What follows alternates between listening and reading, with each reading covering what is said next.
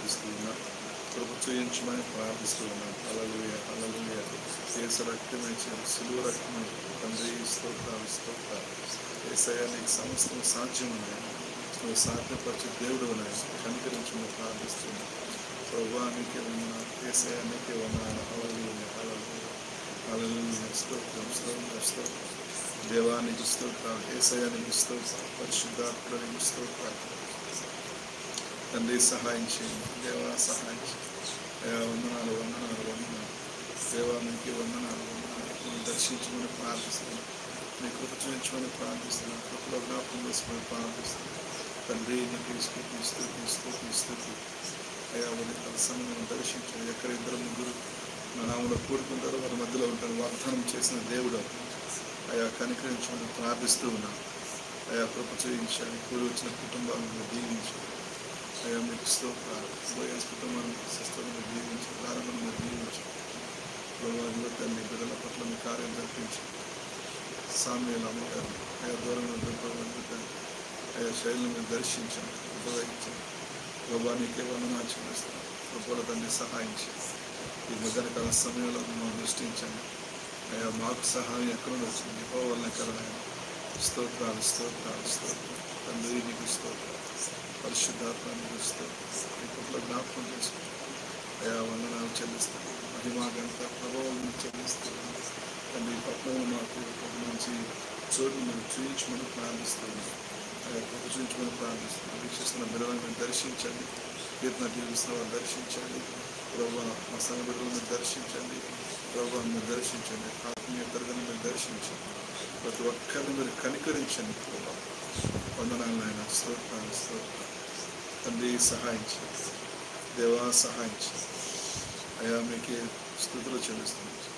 కృపలో జ్ఞాపకం చేసుకోండి. ఈ ఆరాధన మీరే మీ ఆత్మ నడిపించి, మీ చిత్తులు నడిపించమని ప్రార్థిస్తున్నాను. ఎవరిని మీరు రక్షించండి. ఎవరిని చెల్లించి మీరు కాపాడండి. ఆ చిన్నపిల్లలను దీవించండి. వచ్చే మాసం స్కూల్స్ ప్రభు, కాలేజెస్ ప్రభు, దానికి సమస్య సమకూర్చమని ప్రార్థిస్తున్నాను.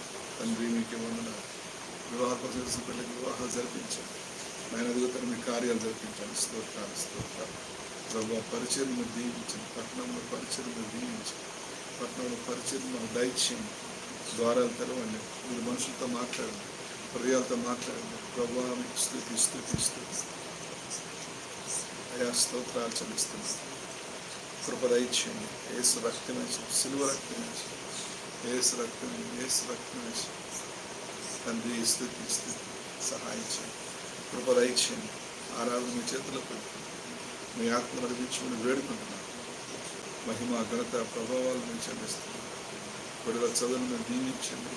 ప్రభు, నీకు స్తోత్రాలు. పట్టణంలో పరిచయ ద్వారా తెరవండి. చుట్టుపక్కల అయ్యా మంచి స్థలాన్ని మీరు చూయించండి. అద్భుతాలు జరిపించండి. నీకే వందనాలు. తండ్రి, నీకు స్తోత్రాలు. సహాయం చేయండి. ఆది నుంచి అంతవరకు మీ ఆత్మ నడిపించి మహిమ పొందాలి. యేసయ్య శక్తిగా నామములో ప్రార్థిస్తున్నాము. ఆమేన్.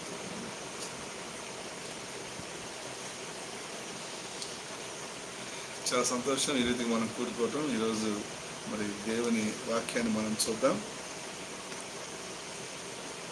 దేవుని వాక్యాన్ని మనం ధ్యానం చేసుకుందాం.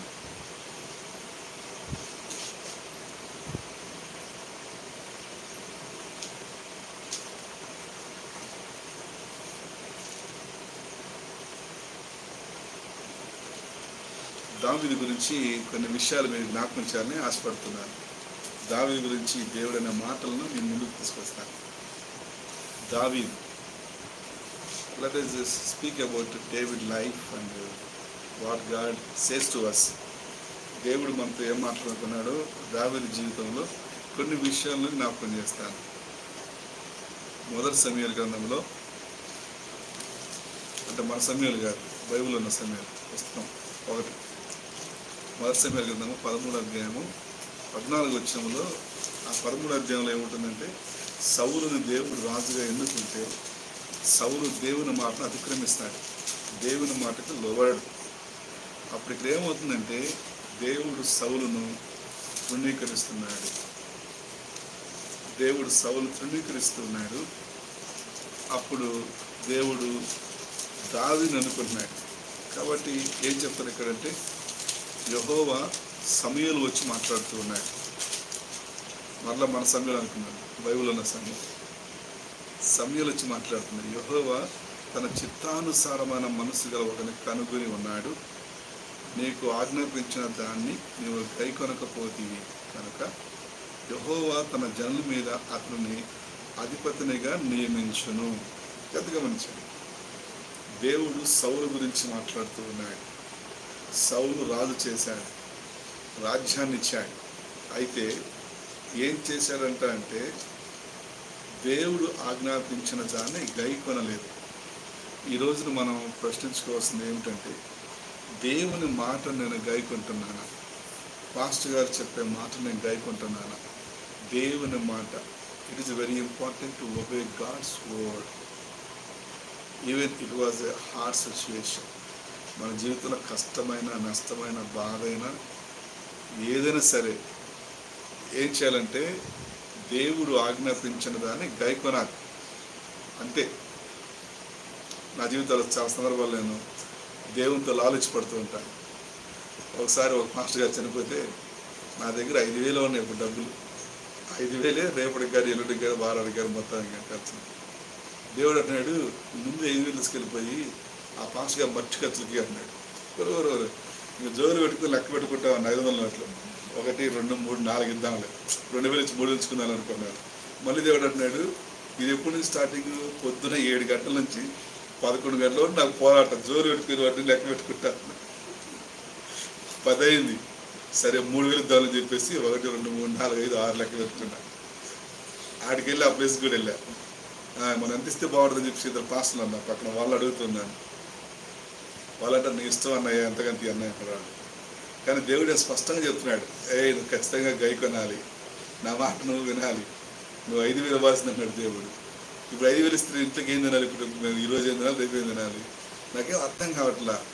ఇంక చివరికి ఇక సరే ప్రభు అని చెప్తున్నా అని చెప్పేసి వెంటనే 5,000 అయ్యా మట్టి ఖర్చులు అని చెప్పేసి. గుంటూరులో ఏ పెద్ద సహవాసాలు కూడా అంత ఇవ్వలే ఆ మట్టి ఖర్చులకి. 2,000, 3,000 ఇచ్చారు. ఏమని తెలిసిన దేవుళ్ళు పడతా ఆ మరుసటి రోజు తర్వాత 2 రోజులకి నాకు 50,000 ఇచ్చారు. చూడండి ఎంత స్ట్రగుల్ లోపల. కాబట్టి ఇక్కడ అసలు సౌలు జీవితం ఏం జరుగుతుందా? గాడిద పోయింది, గాడిద అనుకున్నాడు. ఒక మాట చెప్పాలి, గాడిద మనిషి అనుకోవాలా. అటువంటిది దేవుడు చూపించాడు, రాజుని చేశాడు, రాజ్యాన్ని ఇచ్చాడు, మంచి భార్యని ఇచ్చాడు, మంచి హోదాని ఇచ్చాడు. ఇక అన్నీ వచ్చేసినాయిగా. ఇప్పుడేంటి మనక మనల్ని మించిన వాళ్ళు లేదు, మనం ఏమైనా చేయొచ్చు అనుకున్నాడు. దేవుడు అన్నాడు, నువ్వు నా మాట వినాల్సిందే.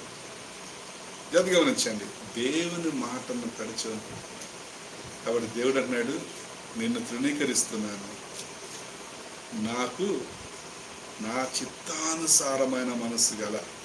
ఇది చాలా ఇంపార్టెంట్.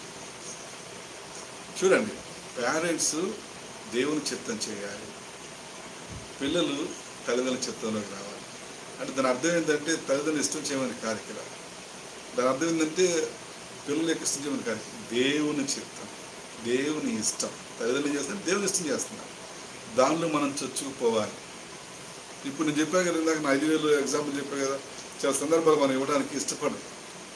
అఫ్కోర్స్ మనీ కాదు, మన ప్రవర్తన విషయంలో కూడా, మన జీవిత విషయంలో కూడా, మన ప్రముఖమైన నిర్ణయాల విషయంలో కూడా మనం ఏం చేస్తామంటే ఎవరో ఫ్రెండ్స్ లేదంటే ఎవరిదో బయట వాళ్ళు తీసుకుంటాం, దైవికమైన వారి యొక్క నిర్ణయాలు తీసుకో. కాబట్టి మనం ప్రశ్నించుకోవాలి, నేను ఎదిగిన నా ఆత్మీయత, నా సేవకుడు నాకు ఏం నేర్పించాడు? ఇదే నేర్పించాడా? కాబట్టి దేవుడు వెంటనే చేశాడు, రాజ్యం ఇచ్చాడు, గొప్పతనం ఇచ్చాడు, అన్ని ఇచ్చాడు. దెబ్బలు పీకేశారు. సౌలు రాజు తృణీకరించాడు. జాగ్రత్తగా గమనించాలి. అప్పుడు దేవుడు చెప్తున్నాడు, నా చిత్తానుసారమైన మనస్సు గల ఒకరిని కనుగొన్నాను. ఇక్కడ సందర్భాన్ని బట్టి యెహోవా హృదయానికి అనుగుణమైన మనిషి అంటే ఆధ్యాత్మిక జ్ఞానము, విధేయత గలవాడని తెలుస్తుంది. మనందరూ తెలుసు, దావీదు చిన్నప్పటి నుంచి ఒక మాట చెప్పాలంటే దావీదుని నీతి మంత్రులు అనొచ్చు మనం. ఎందుకంటే కీర్తన అన్నింటిలో కూడా నీతిని గురించి మాట్లాడుతుంటాడు దావీదు. ఇప్పుడు బురదలో తిరిగేవాడు, బురదలో పడేవాడికి ఎట్లా ఉంటుంది తెలిసిన? ఎట్లా ఉంటుంది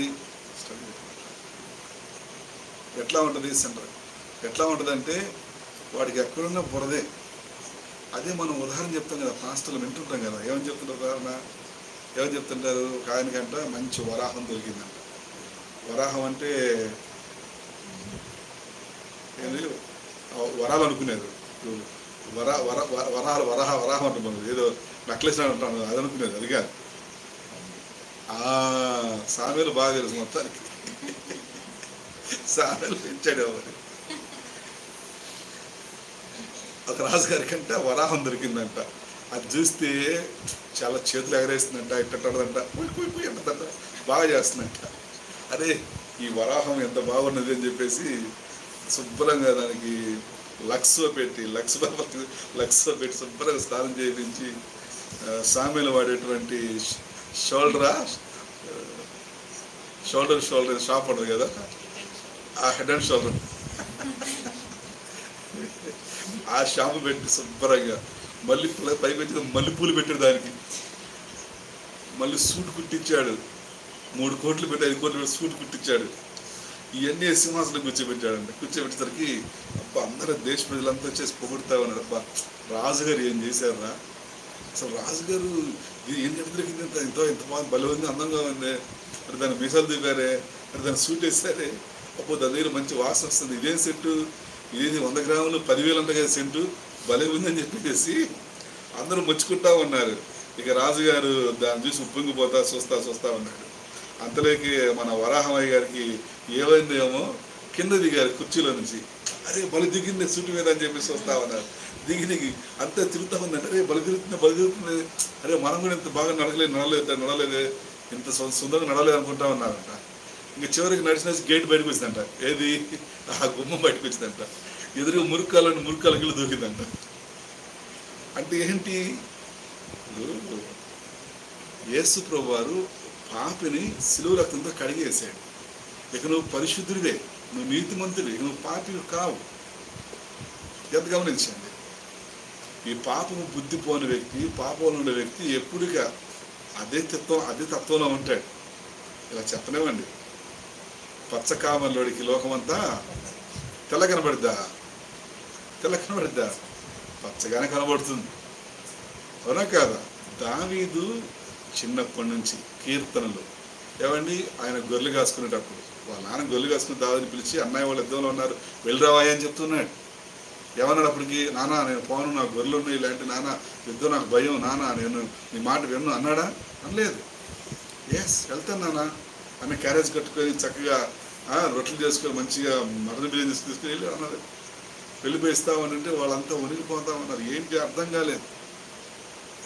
చూడండి, అలాగ పెరిగిన వాడు దావీదు. కాబట్టి ఈరోజు మనం ప్రశ్నించుకోవాలి, మనం ఎలా పెరుగుతున్నాం, ఎలా పెరిగాం. కాబట్టి దావీదు విషయంలో దేవుడు నా హృదయానుసారుడు అంటున్నాడు. కాబట్టి ఇక్కడ కొన్ని వాక్యాలను నేను జ్ఞాపకం చేస్తాను. 15వ అధ్యాయం 28వ వచనంలో అంటాడు, అదే సమయ గ్రంథంలో, ఈరోజు యెహోవా ఇశ్రాయేలు ప్రజల రాజ్యాన్ని నీ మంచివాడికి అప్పగించాడు. 15వ అధ్యాయం 28వ వచనంలో నీ రాజ్యాన్ని ఇశ్రాయేలు ప్రజల రాజ్యాన్ని నీ చేతుల నుంచి లాగివేసి. చూసారండి, దేవుడు ఒక సమయంలో మనకు మంచి స్థానం ఇచ్చినప్పుడు దాన్ని జాగ్రత్తగా చూసుకోవాలి, కాపాడుకోవాలి. మనం అనుకుంటాము ఏదో ముందున్న సుందరమైన స్థితిని చూసి మనం కళలో ఉంటూ ఉంటాం, కానీ ఆ కళ కరిగిపోతాయి. దేవునికి ఇష్టం లేనిది మన జీవితంలో ఏది కూడా ఇప్పటికీ ఉండదు. కాబట్టి దేవుని ఇష్టాన్ని తెలుసుకోవాలి. దావీదు ఏం చేస్తాడంటే దేవుని ఇష్టాన్ని తెలుసుకుంటాడు. కాబట్టి దావీదు గురించి ఇంకా అంటున్నాడు 89వ కీర్తన 20వ వచనంలో. 89వ కీర్తన 20వ వచనంలో అంటున్నాడు, నా సేవకుడైన దావీదును కనుగొన్నాను, నా పవిత్ర తైలంతో అతన్ని అభిషేకించాను. ప్రైజ్ ది లార్డ్, హల్లెలూయా. దేవుడు వాక్యం సెలవిస్తుంది. దేవుడు చెప్తున్నాడు ఇక్కడ. ఏం చేశాడంటే దేవుడు దావీదును ఎవరు అభిషేకించారంట? ఆయనే నా పవిత్ర తైలంతో అతన్ని అభిషేకించాను. దేవుడు సమయంలో నుంచి దావీదుని అభిషేకిస్తున్నాడు. నేను ఇతను ఎన్నుకున్నాను, ఇతను నా సేవకుడు. వాస్తవానికి దావీదు సేవకుడా? ప్రశ్న. దావీదు సేవకుడా? కాదు. చాలా మందికి తెలియదు. అందరూ అంటారు దావీదు సేవకుడు అంటాడు. దావీదు గొర్రెల కాపురి. ఆ 89 కీర్తనలు ఇంకో కీర్తనలు అంటాడు. గొర్రెల కాపురి, గొర్రెల దావీదుని తీసుకొచ్చి నేను ఇశ్రాయేలుకు రాజుగా నియమించి చేసి తిని అంటాడు దేవుడు. కాబట్టి మనం తెలుసుకోవాలి మన స్థితి ఏమిటి, మనం ఎక్కడి నుండి వచ్చాము. కాబట్టి దాన్ని గుర్తించాలి. దానిలో మనం తగ్గించుకోవాలి. మనం వింటున్న బోధలో మనం ఉండాలి. కాబట్టి దావీదు గురించి ఇంకొంచెం ముందుకెళ్ళి అంటాడు. అపోస్తల కార్యములో 13వ అధ్యాయంలో 22వ వచనంలో అంటాడు. అపోస్తల కార్యములు 13వ అధ్యాయం 22వ వచనం.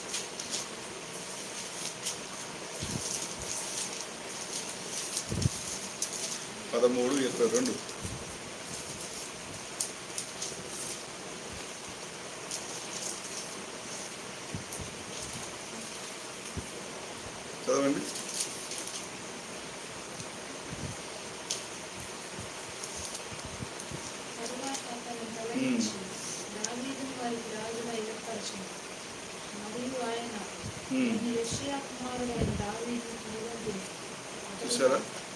చూసారా దేవుడు చెప్తున్నాడు. దేవుడు పౌలు గారి ద్వారా అపోస్తల కార్యాల ద్వారా మాట్లాడుతున్నారు. ఇప్పుడు గతించిపోయిన ఈయన 2వ రాజు. సౌలు మొదటి రాజు, దావీదు 2వ రాజు. చరిత్ర గతించిపోయింది. సంవత్సరాలు గతించిపోయారు, వేల సంవత్సరాలు గతించిపోయారు. తర్వాత మళ్ళీ మాట్లాడుతున్నాడు. ఇక్కడ ఏమన్నాడంటే అతన్ని తొలగించి తరువాత ఆయన దావీదును వారికి రాజుగా హెచ్చించాడు. చూసారా, హెచ్చించాడంటే ఎవరైనా గొర్రెల కాపురి. కాబట్టి ఎలా కాగలిగాడు మనం దీన్ని చూద్దాం లోతుగా. అతని విషయం ఇలా సాక్ష్యం ఇస్తూ చెప్పాడు. యెషయా కుమారుడైన దావీదును కనుగొన్నాను, అతడు నా హృదయానికి అనుగుణంగా ఉన్నవాడు, నా సంకల్పం అంతా నెరవేరుస్తాడు. ఏంటంట? నా సంకల్పం అంతా. కాబట్టి చాలా ప్రాముఖ్యం. ఇప్పుడు దేవుని సంకల్పాన్ని దావీదు మీద వేసుకున్నాడు. ఇలా చెప్పినామండి, మన పాప భారాన్ని యేసయ్య సిలువ మీద మోసాడు. Jesus took all our penalties, our sins he took, so we can be free from every sin, from the bondage, from the hell. మనము పాపము శాపము నుంచి విడిపించబడటానికి యేసయ్య దేవుని సంకల్పాన్ని, మన భారాన్ని, మన పాపపు భారాన్ని ఆయన వీపైన వేసుకుంటున్నాడు. కాబట్టి ఇక్కడ మనం చూస్తూ ఉన్నాం. కాబట్టి దావీదు గురించి చెప్తున్నాడు దేవుడు, ఇతడు నా సంకల్పం నెరవేరుస్తాడు. ఈరోజు ఇక్కడ కూర్చున్న వింటున్న మనం చూస్తున్న మనం దేవుని సంకల్పం నెరవేర్చాలనుకున్నామా? మన సంకల్పాన్ని నెరవేర్చుకుంటున్నామా? మన సంకల్పాలు మనకు తెలుసు. దేవుని సంకల్పం ఏంటి, దేవుడు ఏం చేయమన్నాడు, ఏం చేస్తున్నాడు, దేవుడు నా గురించి ఏం చెప్తూ ఉన్నాడు. కాబట్టి దావీదులో 5 లక్షణాలు ఉన్నాయి దేవుని సంకల్పం తెలుసుకోవడానికి. దావీదు నా హృదయానుసారం దేవుడు చెప్పడానికి గల 5 కారణాలు మీ ముందుకు తీసుకొస్తాను. నెంబర్ వన్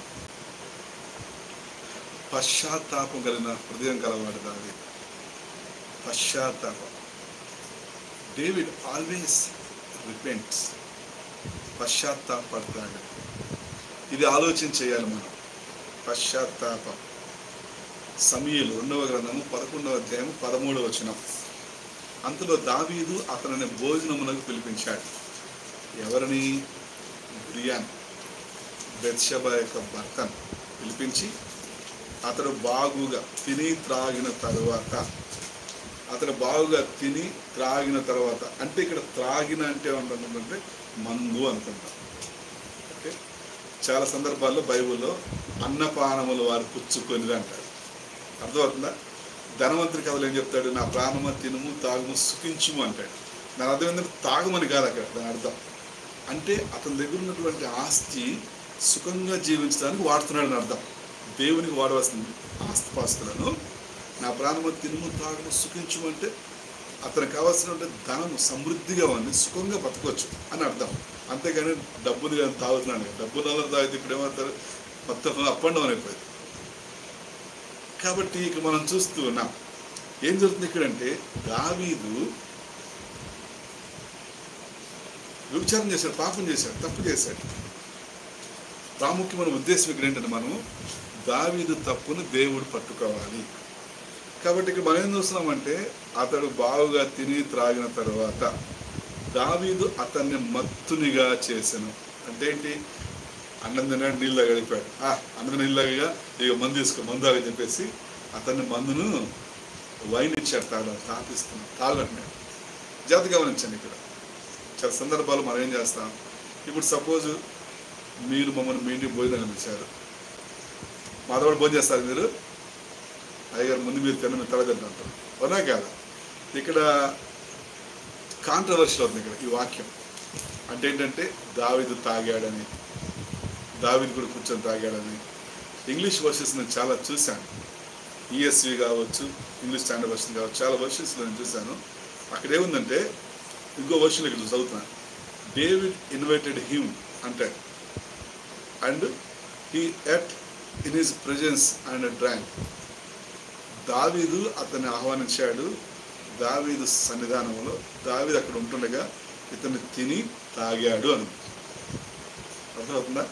కాబట్టి చాలా సందర్భాలు మనం అనుకుంటుంటే దావీదు కూడా మందు తాగాడు అంట. తప్పు. ఇక్కడ దేవుడు ఏం చెప్తున్నాడంటే, ఇతను పాపం చేశాడు బెత్షెబాతో. పాత నిబంధనల ప్రకారము వ్యభిచారం మీద పట్టబడ్డ వాళ్ళు రాళ్ళు తీసుకొని కొట్టి చంపాలి. చాలా సందర్భాలు మనం హైడ్ చేసుకుంటా ఉంటాం మన తప్పుదా. దావీదు హైడ్ చేసుకోవట్లా, దావీదు పశ్చాత్తాపడుతున్నాడు. మనం చేసిన తప్పు మనకు ఎట్లా ఉంటుందంటే నలుసులా ఉంటుంది. ఎదురుగా చేసిన తప్పు ఎట్లా ఉంటుంది మనకి? చెప్పండి, దూరం దూరం. నేను తప్పు చేశాను, ఏం చేయాలి? నేను అయ్యో నేను తప్పు చేశాను సిస్టర్, బ్రదర్, పాస్టర్ గారు క్షమించని నేను అడగాలి. అడగకపోగా అబ్బా నువ్వు నా పెద్ద పతిత్వ అమ్మా, నువ్వు పతిత్వ అయ్యా అంటే ఏంటి? నీలో రక్షణ లేదు, నీలో విశ్వాస జీవితం లేదు, నీలో కాస్తంతైనా పశ్చాత్తాపం గల మనసు లేదు. అంతా లోకంతో నిండిపోయి ఉంటూ ఉన్నాం. కాబట్టి దావీదు పశ్చాత్తాపం కలవాలి. అంటే జాతి గమనించింది ఇక్కడ, దావీదు ఆ యొక్క ఉరియాని పిలిపించి ఇంటికి వెళ్ళమన్నాడు, వెళ్ళలేదు. సరే ఈరోజు ఇక్కడే ఉండు, రా నేను డిన్నర్ పిలుస్తాను, రా డిన్నర్ రా అని చెప్పి డిన్నర్ పిలిచాడు. తిన్నాడు, తాగాడు, మళ్ళీ ఆడబడుకున్నాడు. అతను చేసిన తప్పుని సరిదిద్దుకోవాలి, కప్పుచ్చుకోవాలని ప్రయత్నం చేస్తున్నాం. చిన్న సందర్భాలు మనం కూడా పొరపాటు. ఈరోజు మనం చూస్తుంటాం కదా, సెల్ ఫోన్ చూస్తే సెల్ ఫోన్తో ఆడుకుంటా ఉంటాం. ఆడుకొని గవ్వుకుని మమ్మీ డాడీ చూస్తామని చెప్పేసి మనం నీతిమంతులు అయితే ఏం చేస్తాం, మనం ఎంతో ఉంచుతాం. ఇవి ఉంది కదా, ఇక్కడ ఉంది కదా, ఇవి ఇక్కడ వస్తుంది కదా, మీరు కొడితే అది మొత్తం ఎగిరిపోతుంది. ఇప్పుడు ఫోన్ చేసరికి డాడీ మమ్మీ వచ్చారు, ఏం చూడలేదు నేను, అబ్బాయి అమ్మాయి మంచి పిల్లలు, బాలుడు మంచి పిల్లవాడు, ఆ మాటలు మనకు బాలుడు మంచి పిల్లవాడు అని అనుకోవాలి మనం. నేను తప్పు చేస్తే నేను తప్పు చేశాను పాస్టర్ గారు, నేను తప్పు చేశాను, నేను తప్పు చేశాను డాడీ, పాస్టర్ గారిని తప్పు చేశాను ఒప్పుకొని. దావీదులో ఉన్నటువంటి మొదటి లక్షణం అది, పశ్చాత్తాప హృదయం. దేవుడు దాన్ని కోరుతాడు. అదే కదా యేసు చెప్పిన యోహాను పత్రికలో వేసే బోధంతా కూడా అది. హెబ్రీ పత్రికలు అంటాడు కదా, హెబ్రీ పత్రికలు అంటాడు, I'm sitting in throne of grace అంటాడు. నేను కృపాసింహాసనం కూర్చున్నాను, నా వద్దకు రండి అంటాడు. ఏ పరిస్థితుల్లో మీరు దగ్గర రండి అంటాడు. మన పాపంలో మనం ఒప్పుకొని నీతిమంతుడు మన సంస్థ దుర్నీతి మనల్ని విడిపించి పవిత్రంగా చేయను అంటాడు. కాబట్టి ఆయన ఉన్నది దేనికంటే వాళ్ళను ప్రతి బురద నుంచి కడగటానికి. కాబట్టి మనం కడగబడ్డామంటే నువ్వు నీతిమంతురాలు. తప్పైన ఎక్కువ మాటలో ఉన్నాడు. అతను దూరం వెళ్ళిపెడితే తండ్రి నుంచి పాపం చేశాడు, తిరిగి వచ్చాడు, మళ్ళీ పాపంలో పోలేదు. ఇక మళ్ళీ పాపం జోలికి వెళ్ళా, బతినంత కాలం పాపం ఉండలేదు. తగ్గించుకొని అయ్యో నేను అర్హుడిని కాదని గుర్తెరిగి తను తగ్గించుకొని బ్రతికాడు. కాబట్టి ఒకసారి మనం ఏసీ రక్తంలో కడగబడిన తర్వాత ఇక మళ్ళీ మనం పాపో జోలికి వెళ్ళకూడదు, అబద్ధం ఆడకూడదు, మోసం చేయకూడదు. టిక్ టాక్ పనికిరాదు. ఇక్కడ చాలామంది టిక్ టాక్ ఉంటుంది. అంటే ఏంటి?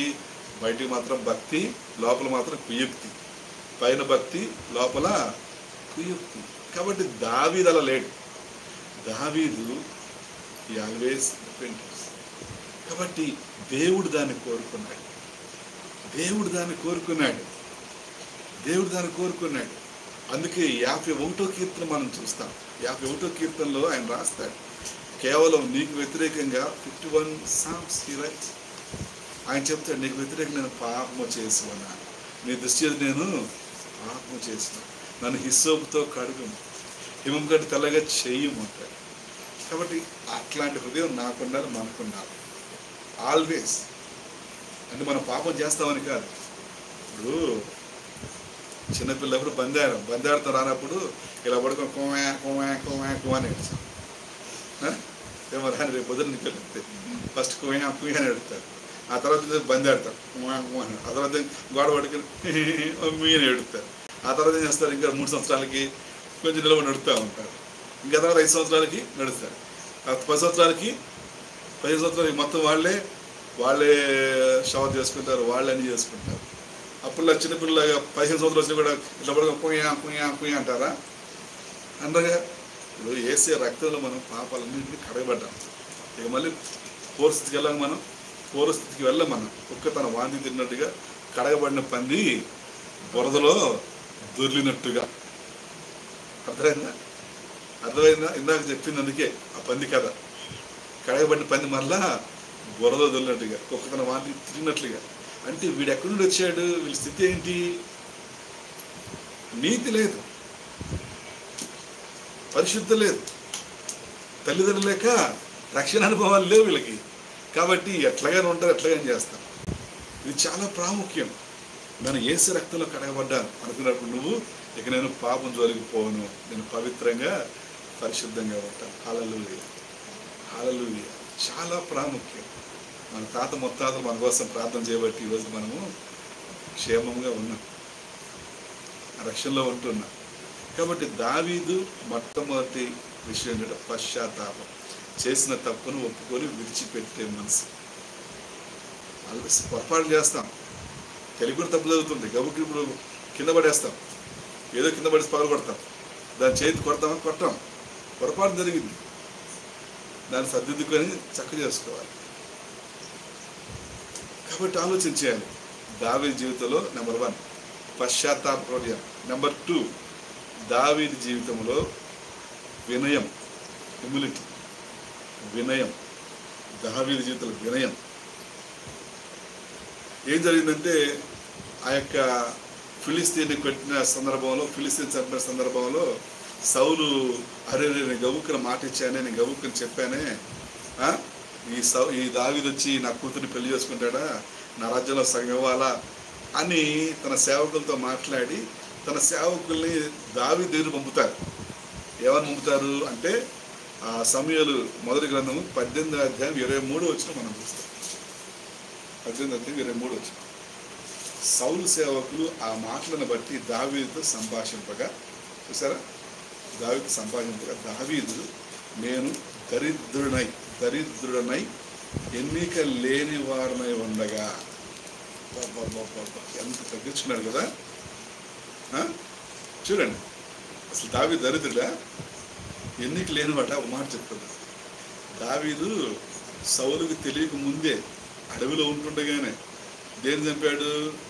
ఎలుగుబంటిని, సింహాన్ని ఎట్లాగా గడ్డం పట్టుకుందని. అర్థమవుతుందా? సమయంలో గడ్డం పట్టుకుని చీల్చాను అన్నాడు. ఎప్పుడు అంటే అంతగా దేవునితో ఉండేవాడు, అంతగా దేవుని సమర్పించుకున్నాడు. కాబట్టి దేవుడు అని పక్షాన్ని ఉన్నాడు ఇక్కడ. కాబట్టి ఆ దావీదు టౌన్లోకి వచ్చేసరికి టౌన్లో గొలియాతు వచ్చాడు.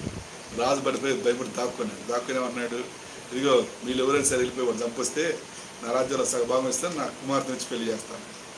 రాజు భయపడి. దావీదేమో వీటికేటికి ఆశపడలేదు, కానీ నా వాళ్ళని చంపడానికి వస్తాడు వీడు, సున్నతి లేని వీడంతా, వీడు బతికేంత అని చెప్పేసి కార్డు బిల్ తీసుకొని హైదరాబాద్ తీసుకుని వెళ్తాడు. మీకు తెలుసు స్టోరీ అని తెలుసు. నేను కుక్కలా కనబడుతున్నాను, నా మీద కరబట్టుకుని వస్తున్నాను నువ్వు అన్నప్పుడు దావీదు ఆ తర్వాత చూస్తాం ఆ మాటలు. కాబట్టి దావీదు ఇక్కడ ఏం చెప్తున్నాడంటే మొదటి సమూయేలు గ్రంథం 18:23 చాలా ప్రాముఖ్యం. 1 Samuel chapter 18:23. దావీదు నేను దరిద్రుడనై చూసారండి ఎంత తగ్గించుకున్నాడు. దరిద్రుడనై ఎన్నిక లేని వారినై ఉండగా రాజునకు అల్లుడు నలుట స్వల్ప విషయమని మీకు తోచునా. చూసారా, ఇదైనా చిన్న విషయమా రాజుగారికి అల్లుడు అవడం అంటే? నేను దరిద్రుడను, ఎన్నిక లేని వాడు, నేను ఎట్లా అవుతాను రాజుగారికి అల్లుడిని అంటే? ఎంతగా తగ్గించుకు ఎంతగా వినయం చూపుతాను చూడండి ఆయన అని వారితో అనగా ఈ కబురు తీసుకెళ్ళి మళ్ళీ రాజుగారు చెప్తారు. అంటే ఇక్కడ దావీదు యొక్క వినయ విధేయతలు మనం చూస్తున్నాం. ఈరోజు మనం ఆలోచించాలి, మనం దేవునికి ఎంతగా వినయంగా లోబడుతున్నాం, తగ్గించుకుంటున్నాం దేవుని దగ్గర. యేసయ్య గురించి మాట్లాడతాడు. The Bible speaks about Jesus. Philippians chapter 2:1-10 it speaks about Jesus himself, how humble he himself. ఆయన ఎంతగా తగ్గించుకున్నాడు, ఎంతగా వినయ విధేయతలు చూపాడో అక్కడ చెప్తాడు. ఎందుకు వచనాలు అంటాడు అక్కడ, ఫిలిప్పీ పత్రిక 2వ అధ్యాయం 8వ వచనం. మరియు ఆయన ఆకారమందు మనుషుడు కనబడి మరణము పొందినంతగా, అనగా సిలువ మరణము పొందినంతగా విధేయత చూపిన వాడే తన్ను తాను తగ్గించుకున్నాడు. చూసారండి, యేసయ్య భూమిని ఆకాశం చేసిన సృష్టికర్త. హెబ్రీ పత్రికలు అంటాడు 1వ అధ్యాయం చదివితే ఇవన్నీ కూడా యేసయ్య తయారు చేశాడు అంటాడు. యోహాను సువార్త 1వ అధ్యాయం చదివితే ఆది యందు వాక్యము దేవుని ఎదురును, వాక్యము దేవుడైన ఆయన కృపా సత్య సంపూర్ణ మన మధ్యలో నివసించను అంటాడు. యేసయ్య గురించి మాట్లాడతాడు. ఈ భూమి ఆకాశాలు ఆయన చేశాడంటాడు. తులసి పత్రికలు అంటాడు. కాబట్టి ఆయన ప్రేమిపాడంట, తన్ను తాను తగ్గించుకున్నాడు, తన్ను తాను విధేయత చూపుతున్నాడు. కాబట్టి ఈరోజు మనం ఆలోచన చేయాలి. అమ్మా నాన్న పాస్టర్ గారు గద్దిస్తారు, కేకలేస్తారు, అరుస్తారు. ఎందుకోసము? మీ యొక్క భవిష్యత్తు బావుగా కట్టబడటానికి. ఈరోజున దాన్ని కష్టంగా తీసుకున్నాను అనుకో, రేపొద్దు నువ్వు సక్సెస్ కాలేదు. ఈరోజున ప్రతి గద్దింపు నీ మేలు కోసం, నీ ఆశీర్వాదం కోసం. ప్రతి చివాట్లు నీకు బ్లెస్సింగ్గా మారుతుంది. చాలా ప్రాముఖ్యం. కాబట్టి మనల్ని ఎందుకు వాళ్ళు అరుస్తున్నారు, కేకబెట్టారు, నాన్నగారు పాస్టర్ గారు గారంటే, అమ్మగారంటే నువ్వు నీ భవిష్యత్తును బాగుగా కట్టుకోవాలి. ఈరోజు నా గద్దింపు ఆ మాట రాదనుకోండి, నీకు భవిష్యత్తు అర్థం కాదు, భవిష్యత్తు నువ్వు సరిగ్గా కట్టుకోలేవు. కాబట్టి భవిష్యత్తును సరిగ్గా ఏమనుకుంటావు అంటే నువ్వు బయట ఫ్రెండ్స్ అనుకుంటావు. కానీ ఫ్రెండ్స్ నీ భవిష్యత్తుని కట్టేవాళ్ళు కాదు. నీతో పాటు ఆనందించాలి, అనుభవించాలి, పొందుకోవాలి, ఏదో చేయాలనుకుంటారు. కానీ నీ క్షేమము, నీ భవిష్యత్తు కోరేది ఎవరంటే నీ సేవకులు, నీ తల్లిదండ్రులు. కాబట్టి ఆలోచన చేయాలి. ఇక్కడ యేసయ్య కూడా తను తాను పూర్తిగా సిలువ మరణము పొందినంతగా. నెంబర్ 2, కాబట్టి వినయము, తగ్గింపు, విధేయత వెరీ ఇంపార్టెంట్,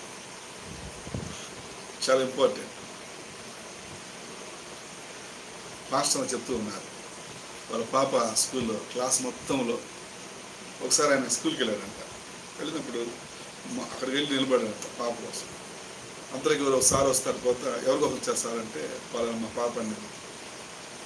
ఆయన చెప్తున్నారంట, మీ పాప అండి, మీ పాప చాలా డిసిప్లిన్ కూడా ఉంది, క్లాస్లో చాలా డిసిప్లిన్ ఉంటుందండి, చాలా వినయ విధేయతలు కూడా తగ్గించుకుంటుందండి, చదువుకుంటుంది, ఎవరితో ఆకుతాయిగా ఉండదండి, ఆమె చాలా, మీరు ఆమె తల్లిదండ్రులకు మీరు ధన్యులండి అన్నారు.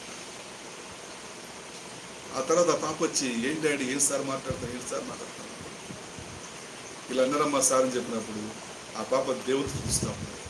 హల్లెలూయా. చాలా ప్రాముఖ్యం వినయ విధేయత. కాబట్టి మనం ఇప్పుడు ఎంతగా లోబడతామో, ఎంతగా వినయం, ఎంతగా విధేయత చూపుతామో అంతగా దేవుడు మనము వర్ధిల్ల చేస్తానని చెప్పాడు. తను తగ్గించుకున్నవాడు చెప్పబడును, తాము హెచ్చించుకున్న వారు భవిష్యత్తు అంతా కూడా అంధకారంగా ఉంది. చాలా ప్రాముఖ్యం. కాబట్టి యేసయ్య తను తాను తగ్గించుకున్నాడు, సిలువ మరణం పొందినంతగా తగ్గించుకున్నాడు. కాబట్టి అందరిలో first resurrected, he is the first. So every knee should bow before Jesus Christ. Hallelujah. ప్రతి మోకాళ్ళు యేసు నామమున వంగాలంతే. ఇస్తూ ఉన్నా లేకపోయినా. The Bible says, it clearly speaks. ఎందుకు అంటే ఆయన తగ్గింపు. కాబట్టి నెంబర్ 1 పశ్చాత్తాపము, నెంబర్ 2 ఏంటంట తగ్గింపు, వినయం, విధేయత చాలా ప్రాముఖ్యం. కాబట్టి దేవుడికి లోబడి మనం ప్రతిరోజు మనం చెప్పనవసరం, అమ్మ చెప్పనవసరం, ప్రతిరోజు మనం ప్రార్థన చేసుకుంటాం, ప్రతిరోజు బైబిల్ చదువుకుంటాం, డైరీ పెట్టుకుంటాం, దేవునితో సహవాసం చేస్తాం, దేవుని వాక్యంతో సహవాసం చేస్తాం, ప్రార్థన చేసుకుంటాం, మన చదువు కోసం ప్రార్థన చేస్తాం, మన సంఘం కోసం ప్రార్థన చేస్తాం, మన చుట్టూ ఉన్న కుటుంబం రక్షణ కోసం ప్రార్థన చేస్తాము. కాబట్టి తగ్గింపు కలిగిన వారు చాలా ప్రాముఖ్యం. కాబట్టి నెంబర్ 1 పశ్చాత్తాపము, నెంబర్ 2 తగ్గింపు, వినయము, విధేయత, నెంబర్ 3 ఫియర్లెస్ ఫెయిత్. ఏంటంట ఫియర్లెస్ ఫెయిత్ అంటే ఇది నిర్భయమైన విశ్వాసం, భయము లేని విశ్వాసం. ఏంటంట భయం లేని విశ్వాసం. సమూయేలు మొదటి గ్రంథము 17వ అధ్యాయం 47వ వచనం. సమూయేలు మొదటి గ్రంథం 17వ అధ్యాయం 47వ వచనం. అప్పుడు యెహోవా కత్తి చేతను ఈటి చేతను రక్షించువాడు కాడని ఈ దండు వారందరూ తెలుసుకొందురు. యుద్ధము యెహోవాదే, ఆయన మిమ్మల్ని మా చేతికి అప్పగించినని చెప్పాను. హల్లెలూయా. దేవుడిపై దావీదు విశ్వాసము కేవలం సిద్ధాంతపరమైనది కాదు. అతను రాక్షసులను మరియు శత్రువులను ఎవరి నిర్లక్ష్యపు నెరవేర్చకు కాకుండా దేవుని సార్వభౌమాధికారం మరియు ఆయన వాగ్దానంపై దృఢమైన నమ్మకంతో ఎదుర్కొంటున్నాడు. దేవుడు తన ప్రజలను కాపాడతాడని, వారిని ఆదరిస్తాడని దావీదుకు తెలుసు. అది గమనించండి. తన శత్రువులు ఏం చూస్తున్నాం ఇక్కడ? గొలియాతు మీదకి వెళ్తున్నాడు. గొలియాతు మీదకి వెళుతూ దేవుడు కత్తి చేత కాదు, ఈడి చేత కాదు. దేవుడు యుద్ధం ఆయనే చేస్తాడు, ఆయనే కాపాడుతాడు. విశ్వాసం చాలా ప్రాముఖ్యం. యేసయ్య పైన, యేసయ్య శిలువ త్యాగం పైన. Our faith should be on the cross, the finished work on the cross, on Jesus. మన యొక్క విశ్వాసము యేసయ్య మీదన, యేసయ్య శిలువ త్యాగం మీదన ఉండాలి. కాబట్టి ఇక్కడ అదే దావీదు చెప్తున్నాడు. ఇక్కడ దావీదు అంటున్నాడు, ఎదురుగా గొలియాతు ఉన్నాడు. గొలియాతు ఈ హైట్ ఉంటాడు, దావీదు ఈ హైట్ ఉంటాడు. చూడండి, ఈ హైట్ ఉంటాడు. అటువంటిది ఎదురుగలడా, కొట్టగలడా? ఏమంటే 3 సంవత్సరాల పిల్లోడు వచ్చి, 2 సంవత్సరాల పిల్లోడు వచ్చి, మేము కొట్టగలడా? దావీదు అంటాడు, నేను కొట్టేస్తాడిని.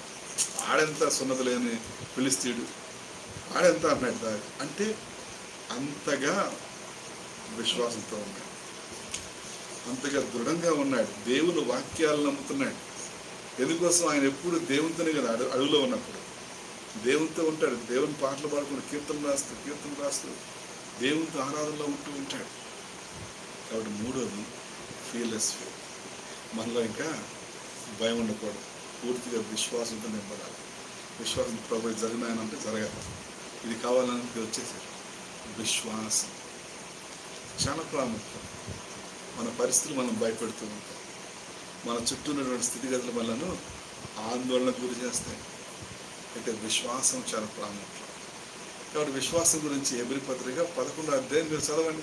ఇంటికి వెళ్ళిన తర్వాత 10 సార్లు చదవండి, 3 సార్లు రాయండి, అర్థమైంది మీకు విశ్వాసం గురించి. కాబట్టి 3వది దావీదు దేవుని పైన అచంచలమైన విశ్వాసం వచ్చాడు. దేవుడు క్షమిస్తాడు, దేవుడు ఆదరిస్తాడు, దేవుడే యుద్ధము చేస్తాడు. హల్లెలూయా. నెంబర్ 4, దావీదు దేవునిలో నమ్మిక ఉంచుతాడు. David's trust in the Lord. దావీదు దేవునిలో నమ్మిక ఉంచుతాడు. Trust, faith are different. ఈ 2 వేరు. విశ్వాసము, నమ్మిక వేరు. ఎందుకు ఈ మాట చెప్తున్నానంటే, సమూయేలు మొదటి గ్రంథంలో 24వ అధ్యాయంలో 12వ వచనంలో ఈ మాట అంటాడు, నీకును నాకును మధ్య యెహోవా న్యాయము తీర్చును, యెహోవా నా విషయమైన పగ తీర్చును, కానీ నేను నిన్ను చంపను. సమూయేలు ఆ యొక్క పండెక్కినప్పుడు, శౌచాలయానికి వెళ్ళినప్పుడు వెనకాలకి వెళ్ళానా బట్టను కత్తిరిస్తాడు. అప్పుడు అందరూ అంటారు, దావీదు మహారాజా దొరికాడు, నీ శత్రువు చంపే అంటారు. కానీ దావీదు, ఈయన దేవుని చేత అభిషేకించబడ్డవాడు, నేను ఈయన ఒక మాట అన్నాను, నేను చంపాను. ఈయన దేవుని చేత అభిషేకించబడ్డవాడు కదా. ఈరోజు మనం చూస్తూ ఉంటాం, దుడుక్కుమంటే పాస్టర్ గారి మీద లెగుస్తున్నారు. దుడుక్కుమంటే యూట్యూబ్ ఛానల్ మనం చూస్తే పాస్టర్ గారు మంచివాడు కదా, ఆ పాస్టర్ గారు మంచివాడు కదా, ఏమండి ప్రవీణ్ పగడా గారు తాగి చచ్చిపోయారంటారు. ఎంత ఘోరం ఏమండి. మంచి మంచి సేవకులు, వాళ్ళకి ఏం అవసరం తాగి రోడ్ల మీద చచ్చిపోవాలని? ఏమంటే చచ్చిపోవాలంటే వాళ్ళకి ఇల్లు లేదా, వాకి వెళ్ళేవారా? ఏమంటే హైదరాబాద్ చచ్చిపోవచ్చుగా, అక్కడ దాగి వచ్చి ఇక్కడ రాజమండ్రి చచ్చిపోవాల్సిన అవసరం నాకు. ఎంత ఘోరం చూడాలి. ప్రతి మాటకి రేపు పొద్దున దేవుని న్యాయ తీర్పులు అందరూ ఎదుర్కొంటారు. ఎవ్వరూ వదిలిపెట్టడు దేవుడు. అన్యాయమైన ప్రతి మాటకు నువ్వు లెక్క అప్పగించాలి. అప్పుడు నువ్వు వెళ్ళేది పరలోకానికి కాదు. పరలోకం బోధించి చివరికి నువ్వు ఏమండి పరలోకం కాని చోటుకి వెళ్తావు. కారణం ఏమిటంటే సత్యాన్ని సత్యంగా నువ్వు చూడకపోవటం. అదే అందుకే అనుకున్నాం కదా, పచ్చకామంలో లోకం అంతా పచ్చగానే కనబడుతుంది ఏమండి. అందుకే యేసే చెప్పాడు, నీతిమంతులుగా ఉండలేము, అపవిత్రులు ఇంకా అపవిత్రులుగా ఉండలేము. కాబట్టి అటువంటి సమూహాలకు దూరం ఉండటం మంచిది, అటువంటి బోధ వినకపోవటం మంచిది. కాబట్టి ఇక్కడ చూస్తూ ఉన్నాం డేవిడ్స్ ట్రస్ట్. కాబట్టి సౌలు వెంటబడుతూ ఉన్నాడు దావీదును చంపాలని. సౌలు యొక్క బాధ తట్టుకోలేకపోతున్నాడు. కానీ దావీదు అంటున్నాడు, అయ్యా నేను నిన్ను ముట్టనయ్యా, నీ జోలికి రానయ్యా, అయ్యా నేను నిన్నేం అన్నయ్యా. దాన్ని దేవుడు చూస్తున్నాడండి, దాన్ని దేవుడు గమనిస్తున్నాడు. నీకును నాకును మధ్య యెహోవా న్యాయము తీర్చును. చూసారా? అంటే ఎంత గొప్ప మనసు చూడండి దావీదు. అసలు ఎవరైనా వదిలిపెడతారా?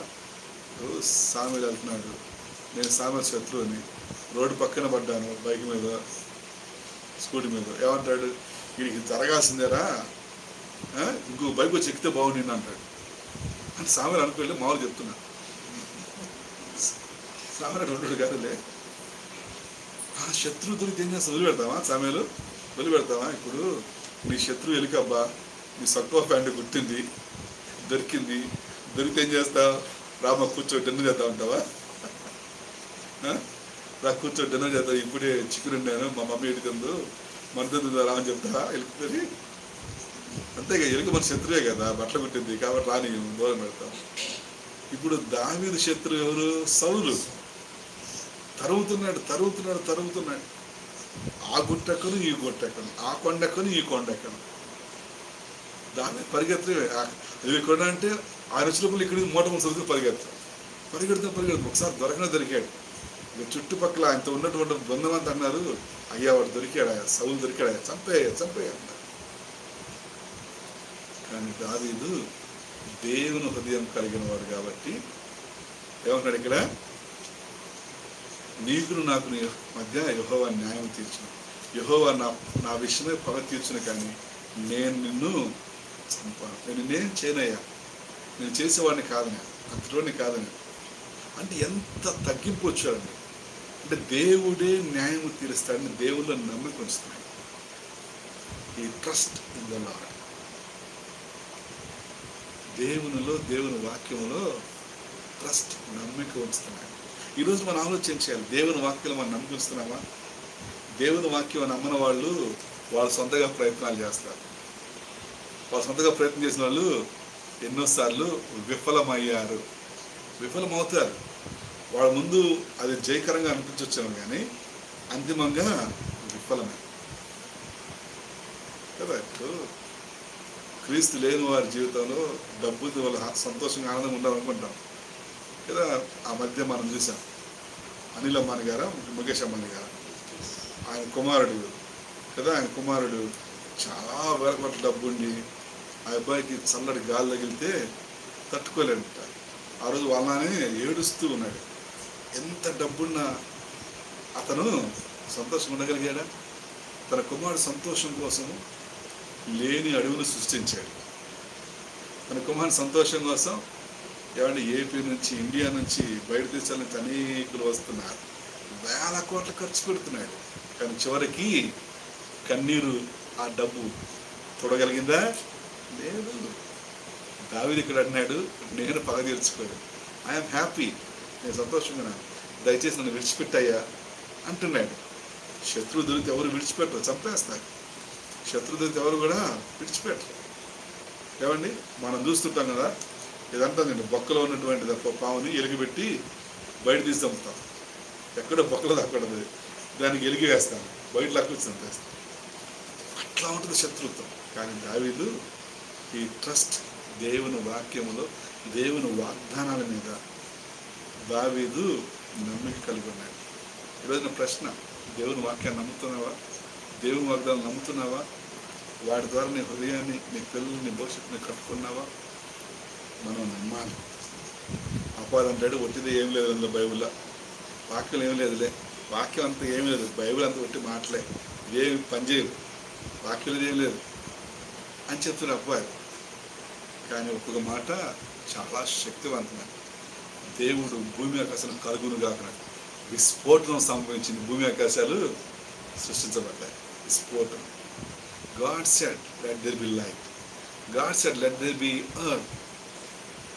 God said. ఏమండి, దేవుడు చెప్పగలనిట్లా అయిపోయింది. కాబట్టి దేవుని నమ్మిక చాలా ప్రాముఖ్యం. ఎంతవరకు నమ్మకం ఉంచాలి? చివరి వరకు కదా. అన్యాయస్తుల న్యాయాధిపతి కథలో ఆ బీద విధవరాలు చివరి వరకు నమ్మకం ఉంచిందా? నమ్మకం ఉంచింది, ఉంచలేదా? ఇతను నాకు న్యాయం తీరుస్తాడు, నాకు నమ్మకం ఉంచింది. నమ్మకం విడిచిపెట్టిందా? విడిచిపెట్టలా. నేను అన్యాయస్తుడిని, నేను ఎవరికి న్యాయం తీర్చను, అటువంటి దేవుని మాటికి ఇసుకిస్తుంది కాబట్టి నేను న్యాయం తీరుస్తాను. ఆ న్యాయపతి మారిపోయాడు. ఏమో నమ్మకం అంతగా ఉంది. మన నమ్మకం మనం నమ్మాలి. దేవుని వాక్యాన్ని నమ్మాలి, వాగ్దానాన్ని నమ్మాలి. దేవుని పిల్లారా, దేవుని సంగమ సేవకులారా, దేవుని మాటలు నమ్మాలి. దేవుడు పరిశుద్ధుడు, ఆయన పిల్లలు పరిశుద్ధులే. బ్రతినంతకాలం నువ్వు పాపం కావు. Once you're sinner, now you're forgiven. ఒకరికప్పుడు నువ్వు పాపివి, ఇప్పుడు నువ్వు క్షమించబడ్డావు. నీలో ఏసే రక్తం ఉంది, నువ్వు ఏసైలో ఉన్నావు, నువ్వు ఏసే బిడ్డవు. ప్రతిరోజు వాక్యంలో, ప్రార్థనలో, సహవాసంలో పరిశుద్ధులు ఎదుగుతున్నారా, ఆయన వల్ల నువ్వు మారుతూ ఉన్నావు. నీ పాత స్వభావం, పాప స్వభావం సిలువేయబడది. ఇప్పుడు నీలో నూతన స్వభావం, దేవుడు నీలో క్రీస్తుని చూస్తూ ఉన్నాడు.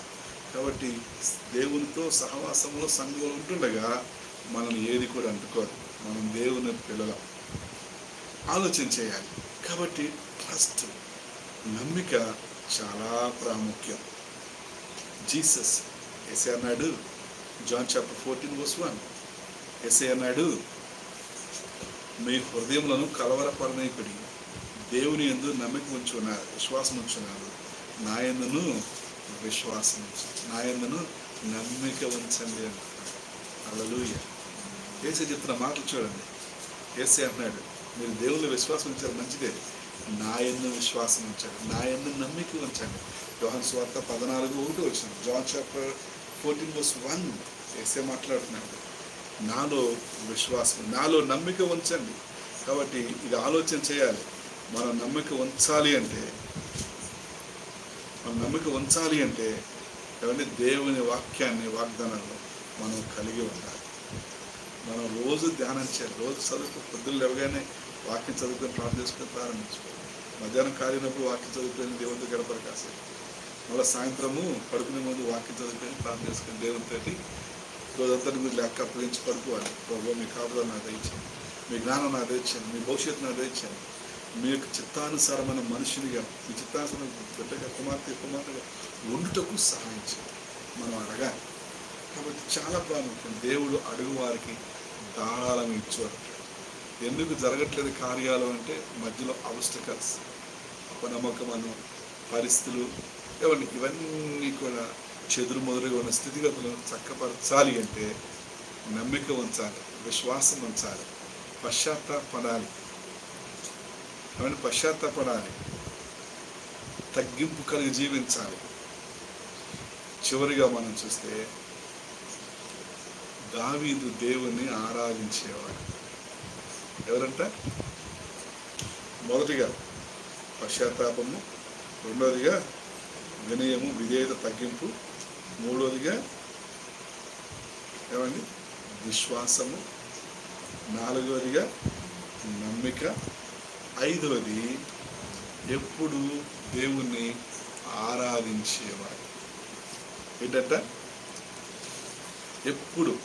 కీర్తనలు మొత్తం చూడండి, కీర్తనలన్నీ కూడా ఆరాధన కీర్తనలే.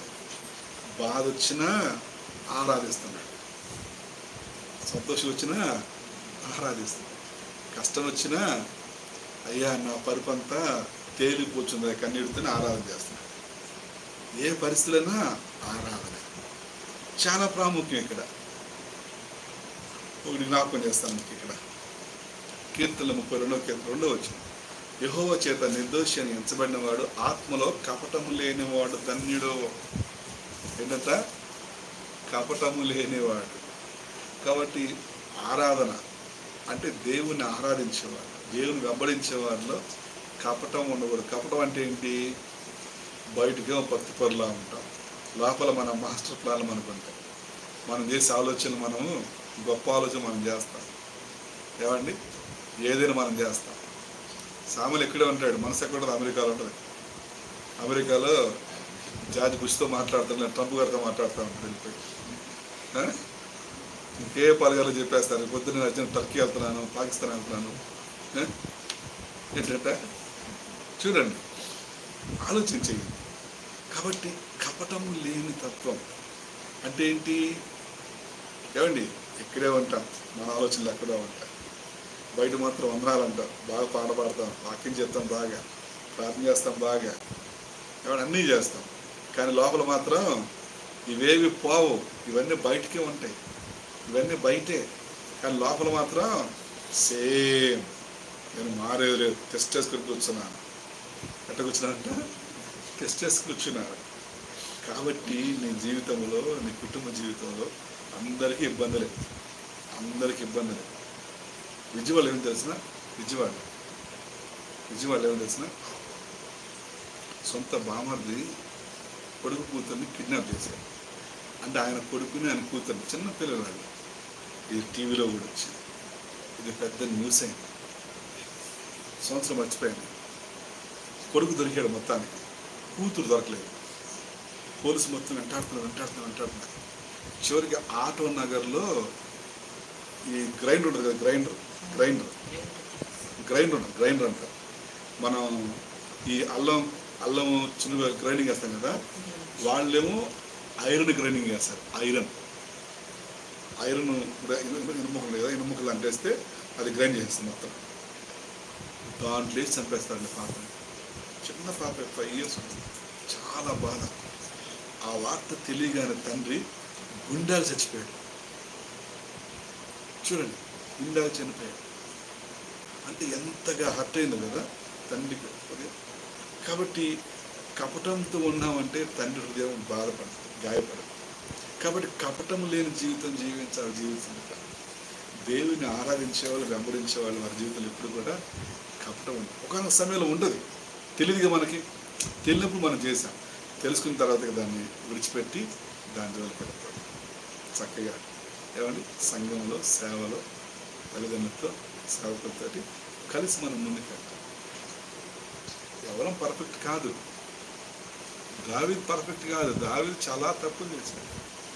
David had many mistakes, but repented, he accepted.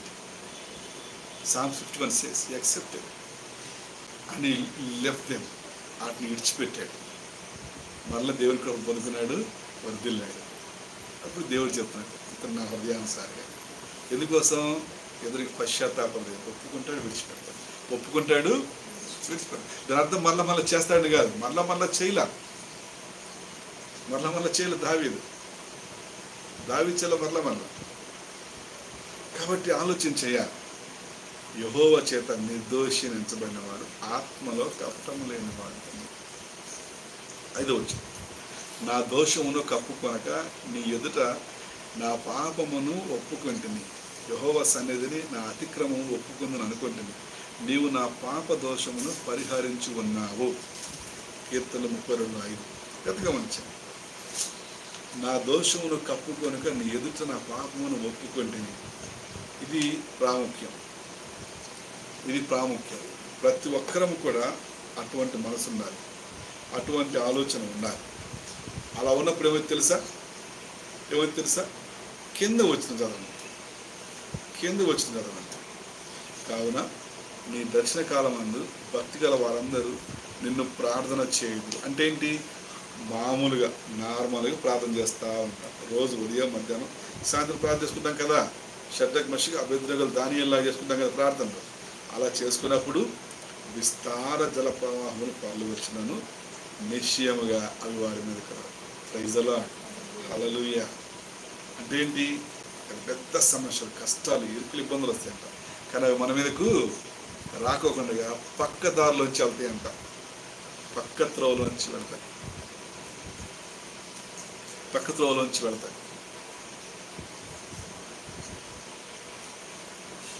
కాబట్టి ఏం చెప్తున్నాడు ఇక్కడంటే, దేవుని ఆరాధించే వారిలో ఉండాల్సిన లక్షణ.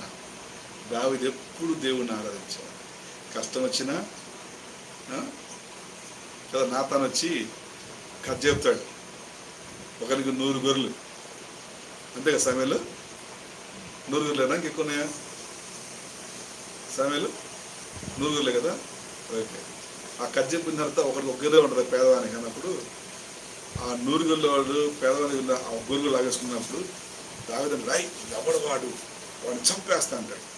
నాతాను అంటాడు, అది నువ్వే ఏలు పెట్టి దెబ్బగా ఏలు ఇరిచారు ఆయన. వాస్తవానికి కుప్పగూలిపోయి పడిపోయి కీర్తన 51 కీర్తన బాగుతాడు.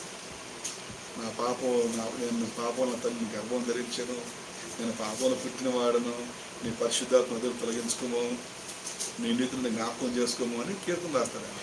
కీర్తనే, బాధ వచ్చినా సంతోషం వచ్చినా కీర్తన రాస్తాడు. కాబట్టి ఆయన ఎప్పుడు ఆరాధించేవాడుగా ఉన్నాడు. కీర్తన 32:11 మనం చూస్తే, నీతిమంతులారా యెహోవాను బట్టి సంతోషించు, ఉల్లసించు, దేవతారా మీరందరూ ఆనందగానము చేయండి. కీర్తన 51:4, నీవు కేవలం నీకు విరోధమైన పాపం చేసుకున్నావు, నీ దృష్టి నేను చెడుతనం చేస్తున్నాను, కావున ఆజ్ఞ ఇచ్చినప్పుడు నువ్వు నీతిమంతులుగా ఆగపడదు, తీర్పు తీర్చినప్పుడు నువ్వు నిర్మూలంగా ఆగపడదు. 17 వచ్చిన 51 కీర్తన, విరిగిన మనస్సే దేవునికి ఇష్టమైన బలం, దేవా విరిగి నలిగిన హృదయం నువ్వు అలక్ష్యము చేయవు. చూసారా? కాబట్టి ఆరాధన చాలా ప్రాముఖ్యం. వాళ్ళ ఆరాధన కావచ్చు, ఏమండి, దేవుని ఆరాధన చేయడం కావచ్చు, దేవుని వేడుకోవడం కావచ్చు, పూజించడం కావచ్చు. వీటన్నిటిలో మనం ఎలా ఉన్నామంటే కపటము లేని వారముగా, ఒప్పుకునే వారముగా, మన దోషమును, మన పాపమును విడిచిపెట్టే వారముగా ఉండాలి. ఏదైనా మిస్టేక్ చేశానా, ఏమైనా పొప్పడ్డానా, దృష్టి మాట్లాడానా, ఒప్పుకొని విడిచిపెట్టాలి. చాలా ప్రాముఖ్యం. యేసయ్య ఈ లోకంలో ఉంటుండగా, జాన్ చాప్టర్ 4:23-24, యేసయ్య ఈ లోకంలో ఉంటుండగా మాట్లాడుతున్న మాట మనం చూస్తాం. సమరయ స్థితి మాట్లాడుకోవాలి. సమరయ స్థితి మాట్లాడిన తర్వాత ఆయన చెప్తున్న మాట, అయితే యథార్థముగా ఆరాధించేవారు ఆత్మతోను సత్యముతోను తండ్రిని ఆరాధించే కాలం వచ్చున్నది, అది ఇప్పుడు వచ్చే ఉన్నది. తండ్రిని ఆరాధించేవారు అట్టువారే కావాలని తండ్రి కోరుచున్నాడు. దేవుడు ఆత్మ కనుక ఆయనను ఆరాధించువారు ఆత్మతో సత్యముతో ఆరాధింపబడదు. ఆత్మ అంటే ఏంటి? మనం అర్థమవుతుందా? మన మనసు అంతా ఆయన మీద పెట్టి ఆరాధించాలి. సత్యంతో అంటే ఏంటి అంటే మనం చేసే దానిలో అసత్యం ఉండకూడదు, అబద్ధం ఉండకూడదు, కపటం ఉండకూడదు, మన భక్తిలో మోసం ఉండకూడదు. సత్యము, ట్రూ. ఆయన చెప్పాడు, నేనే మార్గమును సత్యమును జీవము. I am the truth, I am the way, I am the life. Truth is very important. సత్యం మనం కలిగి జీవిస్తే సత్యం మనల్ని స్వతంత్రులుగా చేయమని యేసయ్య చెప్పారు. కాబట్టి ఇప్పుడు ఆలోచన చేయాలి, నేను మాట్లాడే నా ప్రతి ప్రవర్తనలో ఎంత సత్యం ఉన్నది. ఒక్కసారి అబద్ధం ఆడాం అనుకోండి, ఇక మనం ప్రతిసారి నిజం చెప్పినా కూడా సామె నమ్ముతావా? ఒక్కసారి అబద్ధం చెప్తే ఇక 99 సార్లు నిజం చెప్పినా కూడా మనం ఏమో ఉంటాము, నీ మాట నమ్మపో. ఎందుకోసం? ఒక్కసారి అబద్ధం ఆడేది. చాలా ప్రాముఖ్యం. సత్యంలో మనం ఉండాలి. మన దేవుడు సత్యవంతుడు. నీ వాక్యమే సత్యవంతుడు, నీవే సత్యవంతుడు. కాబట్టి సత్యము చాలా ప్రాముఖ్యం. ఆయన ఆరాధించేవారు సత్యముతో, ట్రూలీ, నిజంగా ఆరాధన చేయాలి, నిజంగా మనం జీవించాలి. కాబట్టి ఈరోజు నా ఆలోచన చేయాలి. కాబట్టి ఆరాధనలో దావీదు చూస్తున్నాం. దావీదు నీతిమంతులారా అంటున్నాడు. నీతిమంతులారా, యెహోవాను బట్టి సంతోషించు, నీతిమంతులారా. కాబట్టి ఆరాధనలో నీతి, దావీదు జీవితంలో నీతి, యేసయ్య జీవితంలో కూడా నీతి. యేసయ్య జీవితం. Let us see Matthew chapter 27 verse 19. మత్తయి సువార్త 27వ అధ్యాయం 19వ వచనం. మత్తయి సువార్త 27వ అధ్యాయం 19 చూడండి.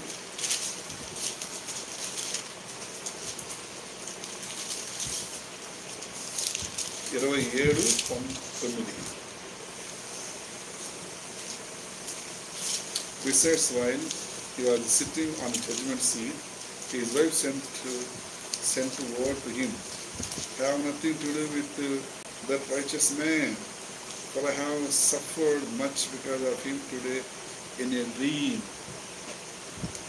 పిలాతు భార్య కబురు పంపించింది. అతడు న్యాయపీఠ మీద కూర్చుని ఉన్నప్పుడు అతని భార్య, నీవు ఆ నీతిమంతుని జోలికి పోవద్దు. ప్రైజ్ ది లార్డ్, హల్లెలూయా. కాబట్టి మనం ఏం నేర్పిస్తున్నామంటే నీతిగా జీవించడం నేర్పిస్తున్నాం. మనం ఏం నేర్చుకున్నామంటే యేసయ్య నీతిమంతుడు. మనం ఎలా నీతిమంతులు చేయబడతామంటే యేసయ్య రక్తంలో అంగీకరించడం ద్వారా పాపాన్ని విడిచిపెడతా మనం నీతిమంతులు చేయబడతాం నేర్చుకున్నాం. మనం ఇప్పుడు నీతిమంతులం యేసయ్యను బట్టి, యేసయ్య సిలువ త్యాగాన్ని బట్టి.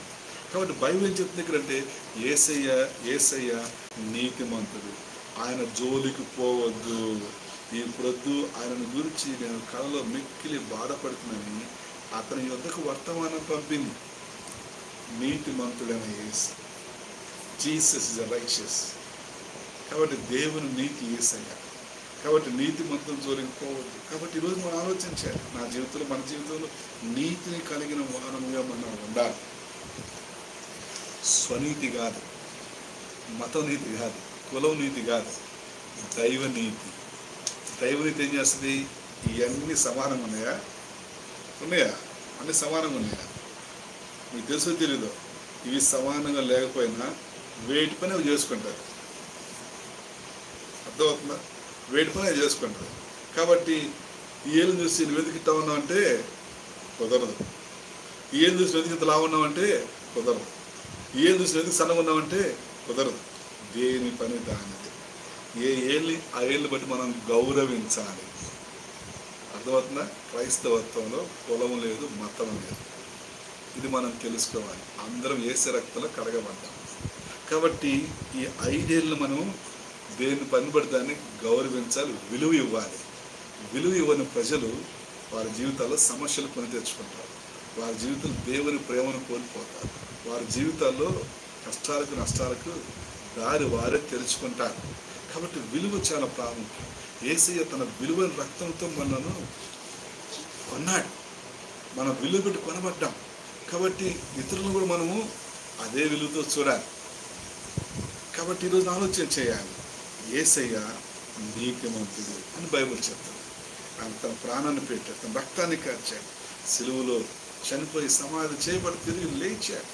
హల్లెలూయా, ప్రైజ్ ది లార్డ్. కాబట్టి దావీదు జీవితం మనం చూస్తున్నాం. దావీదు యేసయ్య, దావీదు యేసయ్య, దావీదు యేసయ్య. యేసయ్య మనం చూస్తున్నాం ఇక్కడ. ఆయన నీతిమంతుడు, ఆయన జోలికి పోవద్దు. ఆయన ఏం చేస్తున్నట్టే సిలువ తన ప్రాణం పెడుతుంది, రక్తం పెడుతుంది. The cross makes us righteous. మనల్ని యేసయ్య సిలువ త్యాగము నీతిమంతులుగా చేస్తుంది. యేసయ్య సిలువ రక్తం మనలను నీతిమంతులుగా చేస్తుంది. కాబట్టి లోకములో ఉన్న నీతి వేరు, దేవుని నీతి వేరు. లోకంలో నీతి ఎప్పుడు ఆశించేదిగా ఉంటుంది, దేవుని నీతి ఎప్పుడు ఇచ్చేదిగా ఉంటుంది. దేవుడు తన ప్రాణాన్ని ఇచ్చాడు, తన కుమారుని ఇచ్చాడు, తన యొక్క సర్వస్వం మన కోసం ఇచ్చాడు. ఈ రోజున మనం ఆ నీతిని కలిగి దేవుని కోసం ఏమంటే వెలుగుమయంగా ఉండాలి, అనేకులు వెలిగించాలి. కాబట్టి మనం చూస్తూ ఉన్నాం ఈ రోజున మరి దావీదు జీవితంలో 5 లక్షణాలు. ఎందుకు దావీదు దేవుని హృదయానుసారుడిగా ఉన్నాడు అంటే, నెంబర్ 1 పశ్చాత్తాపము, నెంబర్ 2 తగ్గింపు, వినయము, విధేయత, నెంబర్ 3 విశ్వాసం, ఫియర్లెస్ విశ్వాసం, నెంబర్ 4 నమ్మిక, ట్రస్ట్ ఇన్ గాడ్, నెంబర్ 5 ఆరాధించేవాడు. అక్కడే ఆరాధన చేశాడు. ఏమండి అక్కడే కదా బరులు ఉన్నప్పుడు, ఏమండి విజయం యుద్ధంలో గెలిచినప్పుడు ఆయన నాట్యం చేస్తూ వస్తుంటే ఆయన వస్త్రాలను ఇవ్వడానికి ఎరుకలే, అట్లా ఆరాధన చేస్తున్నాడు. ఆరాధన చాలా దేవునితో కలిసిపోవడం, దేవుని చిత్తంలోకి వెళ్ళిపోవడం. సో మనం చూస్తున్నాం. కాబట్టి యేసు సిలువ ఏం చేస్తుంటే లీడర్స్ ఇంటు ద గాడ్స్. యేసు సిలువ చాలా ప్రాముఖ్యం. కాబట్టి ఏం చేస్తుంది, మనం దేవుని చిత్తంలో తీసుకోవాలి. యేసు సిలువ త్యాగంపై మనం చూస్తూ ఉన్నాం దేవుని చిత్తాన్ని. ప్రతి ఒక్కరూ ఆ సిలువ గురించి తెలుసుకోవాలి, ఆ సిలువ రహస్యాన్ని గుర్తెరగాలి, ఆ సిలువ ఏం జరిగిందో గ్రహించాలి, ఆ సిలువలో రక్షణ ఎట్లా వచ్చింది, ఆ సిలువలో సంతోషం ఎట్లా వచ్చింది, ఆ సిలువలో నిత్యత్వం ఎట్లా పొందుకుంటారో తెలుసుకోవాలి. కాబట్టి జరగాలి అంటే మన జీవితంలో పశ్చాత్తాపం, మన జీవితంలో తగ్గింపు, మన జీవితంలో విశ్వాసం, నమ్మిక, 5వది ఆరాధన. ఎప్పుడు ఆరాధించారు, కష్టం వచ్చింది నష్టం వచ్చింది. పౌలు శిలువ చెరసాల్లో ఉన్నారు, మధ్య చెరసాల కదా ఉన్నప్పుడు వాళ్ళు ఆరాధన చేస్తున్నారు. చెరసాల పునాదులు కదిలిపోయాయి. కాబట్టి ఈరోజున ఆలోచించారు, మనం యేసుని ఆరాధన. Let us worship Jesus and his finished work. Let us worship, let us bow before at the cross. యేసు శిలువ దగ్గర మోకరిల్లుదాం, ఆరాధన చేద్దాం, స్తుతిద్దాం, తీర్మానం తీసుకుందాం, ప్రార్థన చేసుకుందాం. ప్రార్థన. Thank you Jesus, thank you Holy Spirit, thank you father, worship you master. ప్రభా నీకు స్తోత్రాలు, యేసయ్య నీకు స్తోత్రాలు, తండ్రి నీకు వందనాలు. హల్లెలూయా, హల్లెలూయా. దేవా నీకు స్తోత్రం. Let us close our eyes. కళ్ళు మూసుకొని ప్రార్థన చేద్దాం. ప్రోత్సాహం కోరుకుంటున్నాం. ప్రభా నీకు స్తోత్రం. మాకు సహాయం చేయమని మమ్మల్ని కరికరించు నాయన. హల్లెలూయా, హల్లెలూయా. దేవా నీకు స్తోత్రాలు. Thank you Jesus, thank you Holy Spirit, thank you father.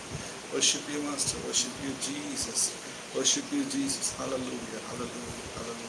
ప్రభా నీకు వందనాలు చెల్లిస్తున్నాం. ఉదయకాల సమయంలో మీ పిల్లల్ని మేము కూడుకున్నాం ఆయన, మీ సమయంలో మేము కూడుకున్నాం ఆయన. అయ్యా సహాయం చేయండి. వచ్చే ఆదివారం ఒక మంచి స్థలంలో మేము కూడుకుని ఆరాధించటకు సహాయం చేయండి. ద్వారాలు తెరవండి ఆయన, కృప చూపించండి ఆయన. అయ్యా దావీదు నా హృదయానుసారుడు అంటున్నావు ప్రభా. అయ్యా దావీదు చేసినటువంటి ఆ యొక్క పాపాన్ని ప్రభా ఏలెత్తి చూపించావు, వెంటనే ఒప్పేసుకున్నాడు ప్రభా. అయ్యో నీకు కేవలం నీకు వ్యతిరేక పాపం చేస్తున్నాడు ప్రభా. కాబట్టి మీరు చెప్పారు దావీదు నా హృదయానుసారుడు. ఓ స్తోత్రం. గొల్లు కాసుకున్న దావీదును ఇశ్రాయేలుకు రాజుగా చేసిన దేవుడు. స్తోత్ర ప్రభా. మాలో తగ్గింపు, మాలో విశ్వాసం, మాలో నమ్మిక, మాలో ఆరాధించే మనసు, మాలో పశ్చాత్తాపం, మాలో విశ్వాసం, మాలో విధేయత ఉన్నప్పుడు ప్రభా దావీదు వల్ల మేము కూడా దీవించబడతాం, ఆశీర్వదించబడతాం. దావీదు వల్ల మేము వర్ధిల్లుతాము నాయన. సహాయం చేయండి. దావీదును దీవించే వర్ధిల్లు చేశావు. దావీదు సింహాసనాన్ని స్థిరపరిచావు ప్రభా. ఇది మామూలు విషయం కాదు నాయన. సహాయం చేయండి. కృప దయచేయండి. యేసు రక్తం, సిలువ రక్తం వచ్చిన బిడ్డల మీరు దీవించండి. అయ్యా బోయజ్ ఇచ్చిన రాన్ని మీరు దీవించండి. అయ్యా ఆశీర్వదించండి. గర్భాన్ని మీరు దీవించండి. అయ్యా మీకు గొప్ప కార్యాన్ని మాసం మీరు చూస్తూ సహాయం చేయండి. నాయన ఇదిగో తన సమయాన్ని దీవించండి. అయ్యా శైలిని బిడ్డలు మీరు దీవించండి ప్రభా. బిడ్డ మీ కృప మీకు జ్ఞానం దయచేయండి ఆయన. సహాయం చేయండి. అయ్యా భర్త గారిని అత్తమ్మ గారిని బాగా చూసుకుంటే మనసు దయచేయండి. ఆమె స్వస్థత ఆరోగ్యం తెచ్చి వారి కుటుంబీకులు కూడా మీరు దీవించండి. అయ్యా సమయాలు అమ్మగారు మీరు దీవించండి. అయ్యా మీకు స్తోత్రాలు. బాబురావు గారు వారి కుటుంబాన్ని దీవించండి. అయ్యా ఇదిగో తండ్రి అబ్రాం పాస్టర్ గారిని అయ్యా స్వస్థపరిచిన వారి కుటుంబాన్ని దీవించండి. సంఘాన్ని దీవించండి. వినుకొండ సేవకులు ప్రభా దానియేలు, ప్రభారావు గారు, లోకయ్య, దావి, రత్నం సేవకులు మీరు దీవించండి. సంఘాలు దీవించండి ప్రభా. ఇదిగో తండ్రి ఆయన. అయ్యా మీకు స్తోత్రాలు. విజయపాలను బట్టి అయా చెల్లిని బట్టి వారికి ఇచ్చిన కుమారుని బట్టి మీకు స్తోత్రాలు. వారు దీవించండి ప్రభావ. బిడ్డకు మీ క్షేమాన్ని దయచేయండి అయా. పౌరులు మీరు దీవించండి, సిస్టర్ని బిడ్డలు మీరు దీవించండి, అడుగున్న సంఘాన్ని మీరు దీవించమని ఆయన అయా నీకు స్తోత్రాలు చెల్లిస్తున్నాం. చంద్రశేఖర్ మీరు దీవించండి, సంఘాన్ని దీవించండి. అర్జున్, రాజేష్ని, ప్రభావ, రామ్ కుమార్ని ఆయా పరిచయాలు మీరు దీవించమని ప్రార్థిస్తున్నాం. గుంటూరు అయా సేవకులు సామ్యులు గారు, బాబురావు గారి కుటుంబాన్ని మీరు దీవించమని ప్రార్థిస్తున్నాం అయా. మీకు స్తోత్రాలు. మా సేవకులు అయా మా సంఘాలు మీరు దీవించమని ఆయన స్తోత్రాలు స్తోత్రాలు స్తోత్రాలు. ప్రభా సహాయం చేయండి. రాష్ట్ర పరిచయకు అవసరమైన అవసరం మీరు తీర్చండి ప్రభావ. అయా మీరు సమకూర్చమని ప్రార్థిస్తున్నాం అయా. మీ చిత్తాన్ని మాకు చూపించమని ప్రార్థిస్తున్నాం. మీ చిత్తానుసారం ముందుకెళ్ళే మనసు మాకు దయచేయమని ప్రార్థిస్తున్నాం అయా. దావీదుని హృదయానుసారం చెప్పకుండా అయ్యా మేము కూడా మీ హృదయంలో చిత్తాన్ని తెలుసుకొని ప్రభావ అయ్యా దాన్ని వెంబడించే మనసు నాకును మాకు దయచేయండి. మహిమ ఘనత ప్రభావాలు మీకు చెల్లిస్తున్నాం. ఎవరైతే కీర్తన టీవీ లైవ్లో వీక్షిస్తున్నారో వారిని బట్టి ప్రార్థిస్తున్నారు, వారి కుటుంబాన్ని బట్టి ప్రార్థిస్తున్నారు, వారి వీళ్ళని బట్టి ప్రార్థిస్తున్నారు. వారిని దీవించండి, వారిని దీవించండి, వారిని దీవించండి. వారి యొక్క అనారోగ్యాల నుంచి విడిపించండి, అద్భుతాలు జరిపించండి. మహిమ ఘనత ప్రభావములు మీకే చెల్లిస్తూ యేసయ్య పరిశుద్ధ నామములో ప్రార్థిస్తున్నాను తండ్రి. ఆమె పరలోకమున్న మా తండ్రి, మీ నామం పరిశుద్ధపరచబడిగాక, మీ రాజ్యం వచ్చును కాక, మీ చిత్రం పరలోకమును నెరవేర్చినట్లు భూమిని నెరవేరిన మనకు ఆహారము దయచేయండి. మరణస్థలను క్షమించిన ప్రకారం చోట్ల దగ్గర రాజ్యం బలము మహిమ నిరంతరం నీవైనా తండ్రి. ఆమె మన తండ్రి దేవుని ప్రేమ ప్రభరేసుకృష్ణ పరిశుద్ధాత్మ దేవుని సన్నిధి సహాయం లోకములో సకల పరిశుద్ధులకు మరి ముఖ్యముగా దేవుని యొక్క వాక్యాన్ని తెలుసుకున్న మనందరికీ దావీదు లాంటి దేవుని చిత్తానుసార మనసులో హృదయాన్ని కనుగొని పొందుకొని ఆశీర్వదించి వర్ధలు చేసి కృపను పొందుకొని దేవునికి సాక్షులుగా ఉందుముగాక. ఆమె పైసలు అందరికీ పైసలు అది కొట్టిన పూర్తిగా ఇచ్చేసాము. కొట్టి చెప్తా నాకు